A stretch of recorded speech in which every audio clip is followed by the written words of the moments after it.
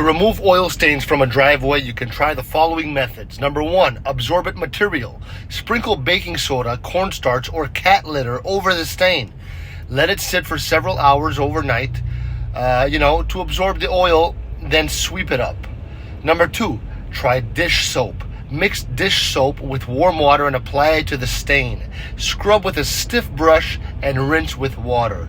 Number 3, commercial degreaser. Use a commercial degreaser or an oil stain remover specifically designed for concrete. Follow the instructions on the label. Number 4, pressure washing. If available, use a pressure washer to blast away the stain. This is especially effective for larger areas. Number 5, vinegar solution. Mix equal parts of vinegar and water, apply to the stain and let it sit for about 30 minutes. Scrub and rinse. Number 6, hydrogen peroxide. For tougher stains, pour hydrogen peroxide on the stain and let it sit for a few minutes. Scrub and rinse.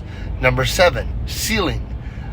After cleaning, consider sealing the driveway to help prevent the future stains.